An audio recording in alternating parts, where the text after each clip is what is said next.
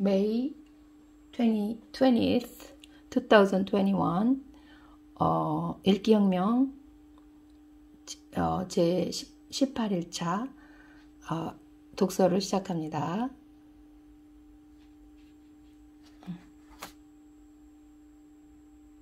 더 해빙 페이지 56조 케이스 스터디 해빙으로 위기를 벗어난 사업가.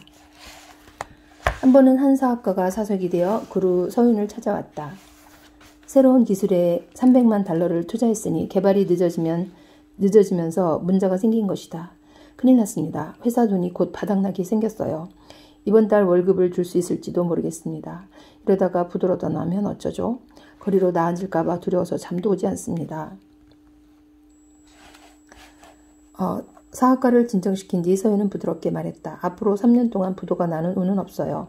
오히려 내년 하반기에는 반드시 큰 돈을 버는 쪽으로 반전의 흐름이 오게 되네요.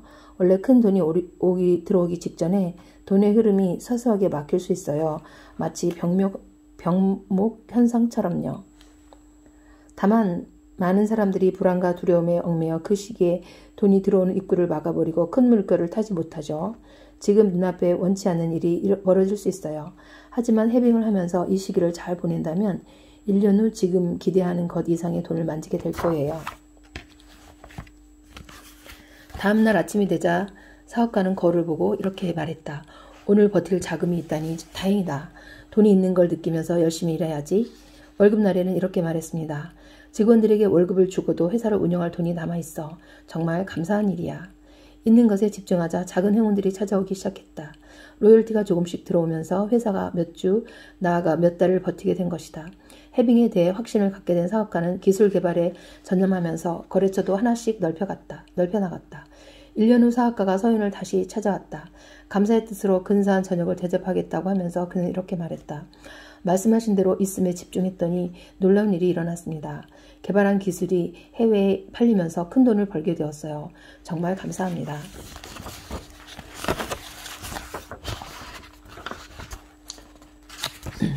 (6장) 누구나 부자가 될 수 있다. 누구나 해빙을 할 수 있다는 말씀은 해빙을 하면 누구나 부자가 될 수 있다는 걸까요? 진짜로 궁금했던 것은 따로 있었다. 해빙을 하면 나도 부자가 될 수 있을까? 들떠있는 내 목소리를 듣고 서윤도 내가 무엇을 궁금해하는지 짐작하는 듯 했다. 서윤은 따뜻한 눈빛을 보내며 말했다. 지난 30년 동안 10만 명의 데이터를 시계열적으로 분석했어요. 부자에서 가난한 사람까지 모두 살폈죠. 이 중 빈손으로 태어나서 자신의 힘으로 부를 이룬 사람들에게 주목했어요. 분석 결과 그중 높은 IQ나 특별한 재능, 뛰어난 창의력을 가진 사람은 소수에 지나지 않았어요. 대학 시절 들었던 사회학 수업이 떠올랐다. 질적 연구에 대한 강의였다. 질적 연구란 수치화하기 힘든 자료를 면담이나 관찰을 통해 분석한 뒤 결론을 도출하는 방식이다. 각각 사례를 개별적인 맥락에서 파악한 뒤 이를 종합하는 것이다. 질적 연구의 성공 여부는 연구자의 역량에 달려있다. 소통과 공감 능력이 있어야만 양질의 정보를 얻어낼 수 있고 뛰어난 통찰력이 있을 때만 데이터를 종합해 큰 그림을 그릴 수 있기 때문이다. 이에 비해 양적 연구는 설문조사나 통계 분석을 써서 가설을 검증하는 방법이다. 지난 수십 년 동안 부자들을 연구한 학자들이 사용한 것도 이 방식이다. 하지만 질문과 통계만으로는 그 비밀에 접근하는 데 한계가 있었다. 기존에 실시된 조사가 대부분 실패로 돌아간 것도 이 이유에서였다. 부의 비밀을 밝히기 위해 서윤이 사용한 방법은 질적 연구 방식이었다. 이제야 알 것 같았다. 아무도 성공하지 못한 그 연구를 서윤이 완수하게 된 비밀을.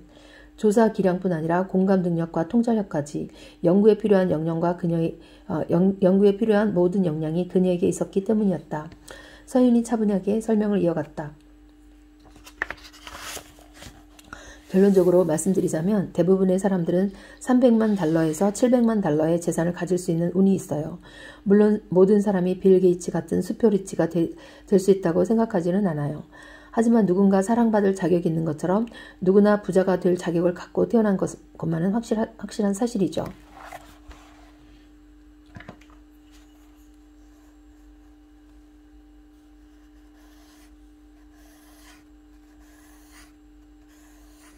결론적으로 말씀드리자면 대부분의 사람들은 300만 달러에서 700만 달러의 재산을 가질 수 있는 운이 있어요. 물론 모든 사람이 빌 게이츠 같은 슈퍼 리치가 될 수 있다고 생각하지는 않아요. 하지만 누구나 사랑받을 자격이 있는 것처럼 누구나 부자가 될 자격을 갖고 태어난 것만은 확실한 사실이죠. 300만 달러에서 700만 달러라니 나도 모르게 입이 벌어졌다. 생활비와 교육비, 세금과 이자를 내고도 한참 남을 액수였다. 예배가 없다고 했으니 나도 부자가 될 수 있다는 뜻일까? 그렇게 넉넉해지면 어떤 삶을 살 수 있을까? 일단 내가 살고 싶던 동네에 집을 장만하고 몇 년 전부터 꿈도 꾸던 차도 사야지. 아이가 싶어하는 것, 남들이 좋다고 하는 교육도 다 시킬 것이고 어디 가서 기죽지 않을 옷과 가방도 사야지. 이번 휴가는 남태평양 섬으로 떠나볼까? 퍼스트 클래스를 탈 수도 있겠어. 참, 나만 잘 살면 안 되니까 재산을 정기적으로 뚝 떼어서 기부도 해야겠다. 생각할수록 마음이 끝도 없이 부풀어 올랐다. 한편으로는 새로운 에너지가 전신으로 퍼져가는 것 같았다. 그것은 희망이었다. 어린 시절 나는 특별하게 살고 싶었다. 부모님처럼 평범하게 사는 것은 싫었다. 10대가 되자 하고 싶은 것이 매일 바뀌었다. 어떤 날은 변호사, 어떤 날은 의사를 꿈꾸기도 했다. 그러던 어느 날 TV에서 걸프전을 취재하던 CNN 기자를 보고 꿈을 정하게 되었어. 바로 이거야. 나도 기자가 되고 싶어. 내 심장이 뛰기 시작했다. 대학을 졸업한 뒤 나는 신문사에 취직하는 데 성공했다. 어찌 보면 20대 중반의 나이에 꿈을 이룬 것이다. 신문 일면에 실린 합격자 공고를 보는 순간 심장이 터질 듯 했다. 하지만 그걸로 끝이었다. 그 이후로 나는 희망에 설레어 본 적이 없었다. 기자가 되어 사회 구석구석을 살펴볼수록 절망만 커져갔다. 내가 본 세상은 불공평하기만 했다. 물려받은 재산이 없으면 부자가 되기 힘들었다. 가난한 사람들이 더 가난해지는 사이 부를 쌓는 것은 소수의 부자들 뿐이었다. 너무 일찍 세상을 알아버린 걸까? 어느 순간부터 내 심장이 얼어버린 것 같았다. 특별한 삶을 살고 싶다는 꿈은 잊은 지 오래였다. 그런데 서윤은 이렇게 말하고 있었다. 부자가 될 수 있다고. 그건 타고난 권리라고. 그 말을 듣는 순간 마음속에서 희망이 솟아나는 것 같았다. 심장이 쿵쾅거리는 소리도 다시 들려왔다. 문득 사회에서 소외된 사람들을 취재했던 기억이 떠올랐다. 순간 부풀었던 가슴이 내려앉으며 다시 마음이 불안해졌다. 그들을 돕기 위해 기사를 써서 성금을 모은 적도 있었다. 하지만 내가 할 수 있는 건 그것뿐이었다. 세상에 있는 재화는 한정적일 것이다. 모두가 큰 돈을 가지는 건 불가능하겠지. 누구나 부자가 될 수 있다면 왜 모든 사람들이 부자가 되지 못한 것일까? 내 앞에 있는 서윤을 바라보았다.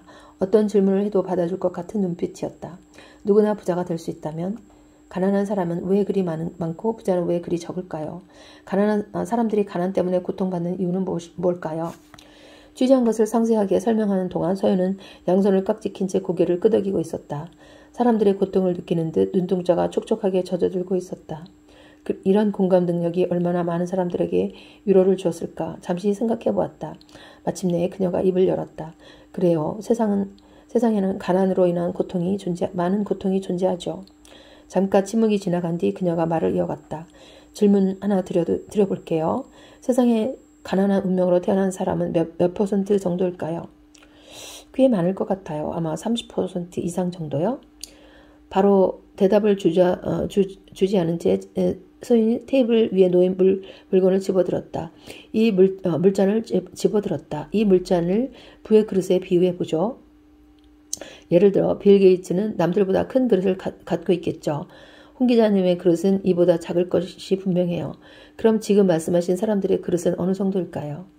직관적으로 이해가 갔다. 누구나 타고난 그릇이 있다는 뜻이었다. 그 그릇을 얼마만큼 채울지는 사람마다 다르겠지.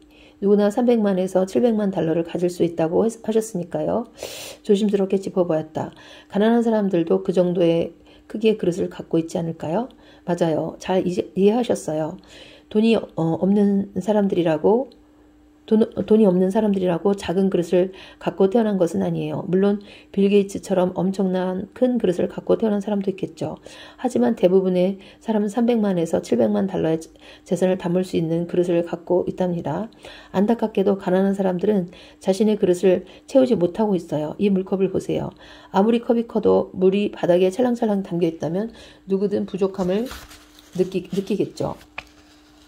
통계적으로 살펴봤을 때 자신의 그릇을 4분의 3만 채워도 누구나 풍요와 만족을 느끼며 살아갈 수 있어요.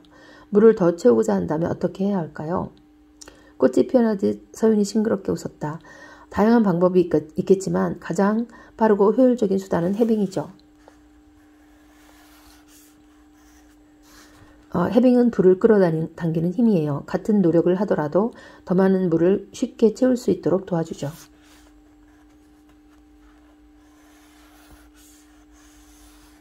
이 모든 것들은 자신이 갖고 있는 감정만으로 충분히 조절할 수 있어요. 그루즈 코츠, 누구나 사랑받을 자격이 있는 것처럼 누구나 부자가 될 자격을 갖고 태어났죠. 해빙은 불을 끌어당기는 힘이에요. 같은 노력을 하더라도 더 많은 물을 쉽게 채울 수 있도록 도와주죠. 이 모든 것들은 자신이 갖고 있는 감정만으로 충분히 조절할 수 있어요. 와우.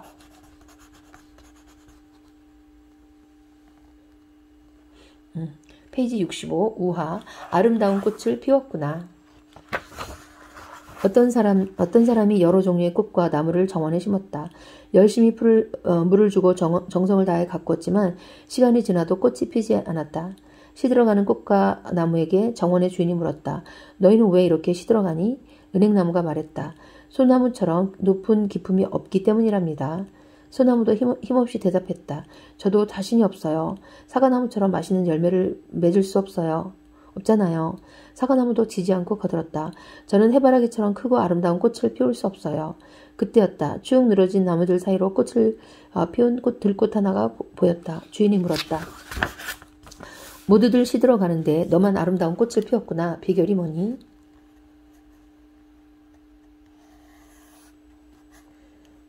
들꽃이 살포시 웃으며 대답했다. 저에게는 작고 소박한 멋이 있답니다. 이런 멋이 사람들에게 기쁨을 준다는 것도 알고 있지요. 이런 제 모습이 사랑스럽고 좋아요. 예쁜 꽃을 피울 수 있어서 저는 너무 행복하답니다.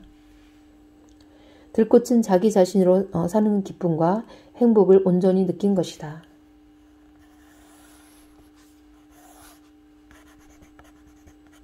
다른 식물이 시들어갈 동안 혼자 꽃을 피운 비결이 거기에 있었다.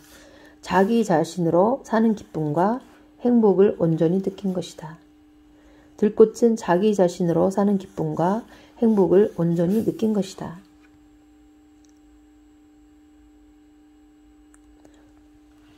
7. 챕터 7. 불안에서 벗어나는 방법. 페이지 67쪽. 들으면 들을수록 빨리 해빙을 해보고 싶었다. 엉덩이가 들썩이고 온몸이 근질거릴 정도였다. 그런데 궁금한 것이 하나 남아있었다. 해빙의 효과를 볼 때까지 얼마만큼 기다려야 할까? 만약 몇 년씩이나 걸리면 어쩌지? 빠른 변화가 찾아오지 않아도 내가 꾸준히 실천할 수 있을까? 자신이 없었다. 다른 사람 앞이라면 이런 속마음을 털어놓지 못했을 것이다. 괜히 말했다가 성급하고 속물로 보일까봐 걱정만 했을 것이다. 하지만 어쩐지 서윤 앞에서 나는 있는 그대로 솔직해질 수 있었다. 서윤과 대화하며 심리학 시간에 배운 무조건적 긍정적인 존중. 무조건적 긍정적인 존중.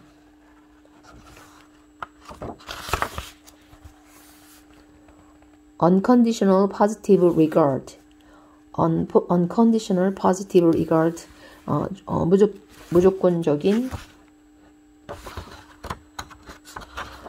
무조건적 긍정적 존중이 생각났다. 상담할 때 상대의 감정이나 생각을 전적으로 수용하는 태도를 가리키는 말이다. 서윤이 나를 대하는 방식이 꼭 그랬다. 어떤 평가나 판단도 하지 않은 채 나를 존중했고 항상 내 생각에 귀를 기울여 주었다. 나중에야 알게 되었다. 그녀가 모든 사람을 소중하게 대한다는 것도, 그녀의 위험과 힘이 여기서 나온다는 것도. 유언과 힘은 모든 사람을 소중하게 대하는 것에서 나온다. 훗날 서윤이 이렇게 물은 적이 있었다. 해빙의 비밀을 저에게 알리신 이유가 무엇일지요? 주변에 훌륭한 작가나 기자, 출판인들도 많았을 것 같은데요. 사람의 마음을 울리는 것은 순수한 영혼과 에너지랍니다. 순수한 영혼과 에너지. 그 사람의 지위나 스펙은 전혀 중요하지 않아요. 홍 기자님은 귀인을 만나면 크게 발전할 수 있는 잠재력을 갖고 있었어요. 귀인을 믿고 진심으로 따를 수 있는 순수함이지요. 원래 대화로 돌아가면 내 질문을 듣고 서윤이 자상하게 설명해 주었다. 그럼요. 몇 년씩 기다릴 필요 없어요. 많은 사람들을 부의 길로 이끌어진 경험치를 봤을 때 그건 그래 오래 걸리지 않았어요. 빠르면 2주? 2주. 늦어도 3개월이면 해빙의 효과는 나타나기 시작하죠. 정말 그런 것 같아요. 그렇게나 빨리요? 좋기도 하고 놀랍기도 해 목소리가 높아졌다. 그렇게 빨리 효과를 볼 수 있다니. 생물학적으로 봤을 때 성인의 뇌가 기존의 시냅스 연결을 끊고 새로운 패턴을 만드는데 14일에서 20일이 필요하다고 해요. 생물학적으로 봤을 때 성인의 뇌가 기존의 시냅스 연결을 끊고 새로운 패턴을 만드는데 14일에서 21일이 필요하다고 해요. 이 기간 동안 해빙은 기존 감정과 연결고리를 끊고 새로운 감정의 신경망을 형성해주죠. 그 작업이 마무리되면 우리 주위로 즐거운 변화들이 찾아오기 시작할 거예요. 와우. 인터뷰를 하고 돌아와서 뉴런과 시냅스에 대해 더 찾아보았다.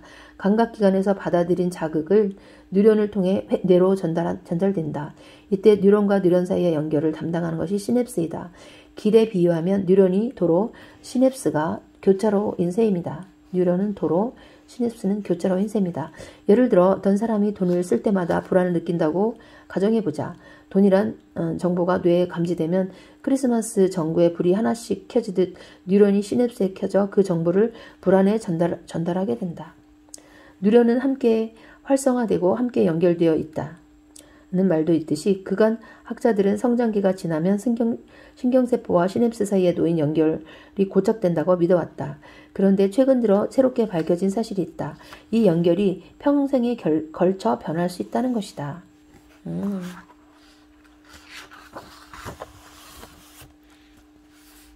훈련을 한다면 특정한 경험과 이어진 우리의 감정 또한 얼마든지 바꿀 수 있다는 것이다. 훈련을 한다면 특정 경험과 이어진 우리 감정 또한 얼마든지 바뀔 수 있다는 이야기이다. 최신 뇌 연구까지 참고하자 놀라운 결론이 나왔다. 해빙을 계속하면 돈을 쓰는 그 순간 불안 대신 있음을 느낄 수 있다. 서윤도 말하지 않았던가. 뇌의 패턴을 바꾸고 불안에서 벗어나는 방법이 바로 해빙이라고. 그럼 지긋지긋한 돈 걱정에서도 벗어날 수 있겠지. 생각보다 빨리 부자가 될지도 몰라. 생각할수록 빨리 해빙을 하고 싶어졌다. 나도 모르게 내 얼굴에 설렘이 가득했는지 서윤이 부드러운 목소리로 질문을 던졌다. 마시멜로 이야기란 책 아시죠? 네, 알고 있어요. 오늘 주어진 마시멜로를 안 먹어야 나중에 더 많은 걸 얻는다는 내용이죠.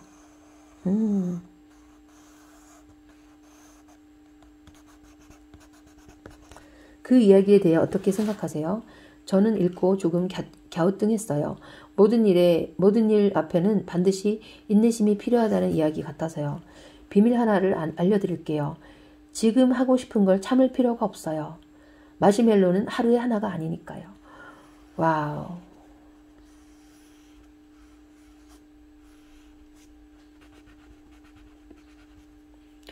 우리는 마시멜로를 개수를 늘릴 힘을 갖고 있어요.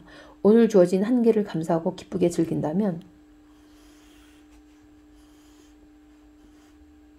그 개수를 2배로 늘릴 수 있죠. 맞아요. 그럼 성공하기 위해 꼭 인내할 필요가 없다는 이야기지요? 말씀이지요? 네, 맞아요. 그리 오래 걸리지 않을 거예요.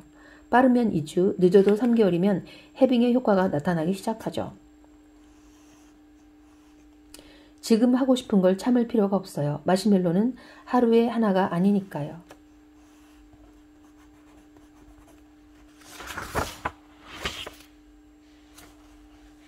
음.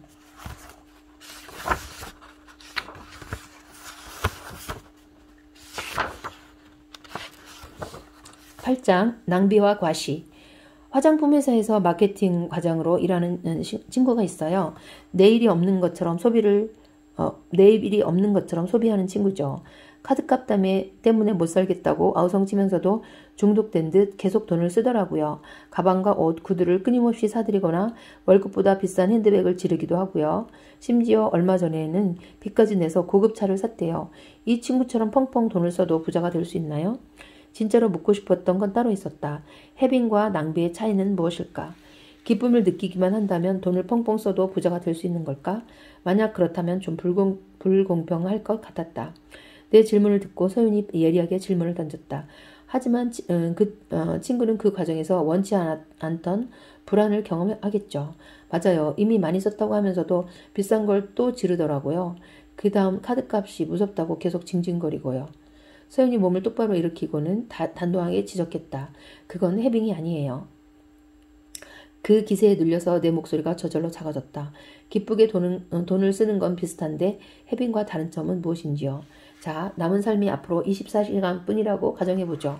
그럼 갖고 있는 돈을 어떻게 하겠어요? 아낄 이유가 없죠. 다 써버릴 것 같아요. 조금 전 우리가 나눈 대화를 떠올려 보세요.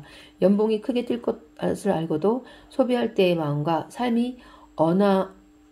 연봉이 크게 뛸 것을 알고 소비할 때의 마음과 삶이 얼마 남지 않았다고 생각할 때의 기분이 같나요? 눈을 감은 채 상상의 나래를 펼치기 시작했다. 연봉이 100만 달러란다. 내가 하고 싶은 것, 사고 싶은 것에 돈을 쓴다고 해도 모자라지 않을 충분한 돈이었다. 밥을 안 먹어도 배부른 기분이었다. 필요한 물건 앞에 주저없이 카드를 내미는 내 모습이 그려지자 하늘을 나는 듯 마음이 들떠올랐다. 반대로 내일이 없다고 가정해보았다. 돈을 쓰는 것이 전혀 행복하지 않았다. 고급 레스토랑에서 맛있는 요리를 먹어도 무슨 재미가 있겠는가. 불안해서 아무 맛도 느끼지 않을 텐데 돈을 펑펑 쓴다면 그건 불안과 두려움을 잊기 위해서겠지. 아니면 인생을 포기하고 싶어서일지도 모르겠다. 머릿속에서 떠오른 것을 말하자 서윤이 고개를 끄덕였다. 바로 그게 해빙과 낭비의 차이예요. 작은 낭비를 한 기억들이 떠올랐다. 동창 모임에 갔을 때 친구가 입은 청바지에 반한 적이 있었다. 세련되고 멋지고 나에게 꼭 필요한 물건 같았다. 당장 백화점으로 달려가서 똑같은 것을 샀다. 그것도 20만 원이나 주고. 사실 투자은행에 다니는 그 친구의 남편은 고액 연봉자라고 소문난 사람이었다. 덕분에 친구도 여유롭게 사는 듯 보였다. 매번 새로운 명품백을 들고 나왔고 방학만 되면 아이들과 함께 해외로 나가곤 했으니까. 똑같은 옷을 사면 나도 그렇게 될 거라고 생각했던 걸까? 아니면 그저 돈 걱정 없이 살고 싶었던 걸까? 하지만 내 스타일에 맞지 않았던 청바지는 결국 후회 덩어리가 되고 말았다. 옷장에 처박아둔 채 한 번도 꺼내 입지 않았다. 한 번은 멀쩡한 소파 테이블을 갈아치우기도 했다. 내 기준으로 잘 사는 친구들이 집으로 놀러 온다고 해서다. 친구들이 온다고 하니 우리 집 낡은 테이블이 너무도 초라해 보였다. 결국 친구들이 잠시 머물다 간 소파 테이블을 위해 아무도 신경 쓰지 않은 그 테이블을 위해 나는 몇 달 동안 카드값에 허덕이며 허리띠를 졸라매야 했다. 내 고백을 들으며 서윤이 조용히 고개를 끄덕였다. 나만 그런 것이 아니라는 뜻 같았다. 그리고 나직하게 덧붙였다. 자신을 기쁘게 하기 위해 산 것들이 아니었네요. 정신이 번쩍 들었다. 내가 낭비했던 이유가 거기에 있었다. 다른 사람을 위해 사는지 남들이 나를 어떻게 볼지 그런 것에 신경을 썼기 때문이다.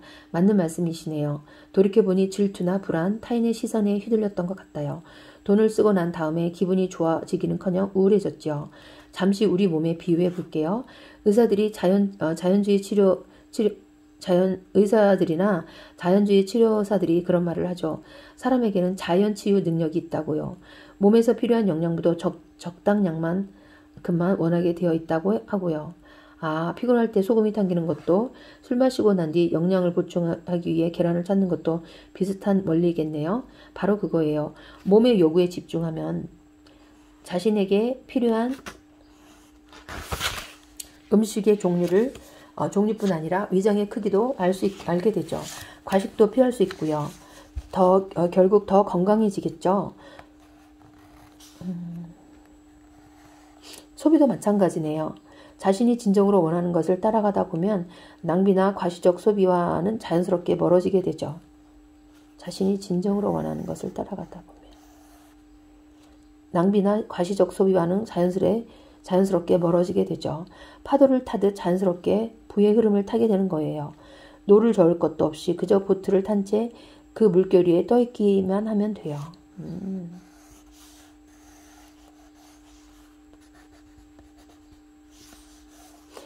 따뜻한 조언을 마지막으로 인터뷰 첫날이 마무리되었다. 삶이란 내 안에 여러 가지 나를 통합시키는 여정이죠. 홍 기자님은 결국 자기 자신이 되어야 해요. 사람은 자신다워질 때 스스로를 행복하게 만들 수 있는 내면의 힘을 발견하게 되죠. 사람은 자신다워질 때 스스로를 행복하게 만들 수 있는 내면의 힘을 발견하게 되죠. 자신다워질 때. 해빙은 그걸 위한 가장 빠르고 쉬운 방법이랍니다. 창문을 넘어 들어오는 햇살이 길어지고 있었다. 인터뷰를 시작한 지 벌써 몇 시간이 흐른 뒤였다. 서인의 배웅을 받고 밖으로 나오자 하늘이 온통 다홍빛으로 물들어 있었다. 대화의 여운을 즐기고 싶어서 호숫가로 걸음을 옮겼다. 나는 다시 태어난 기분이었다. 서인을 다시 만난 지 겨우 몇 시간이 흘렀을 뿐인데 한편으로는 정신적으로 성숙해진 느낌도 들었다. 이런 감정을 느껴본 게 도대체 얼마 만인지. 그 순간 어떤 예감이 들었다. 해빙을 배우는 과정은 진정한 나 자신을 찾는 여정이 될 것이다.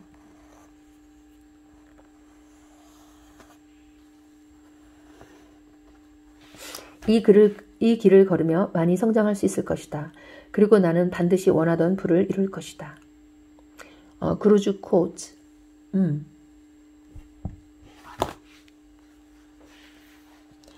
페이지 77쪽까지 읽었습니다.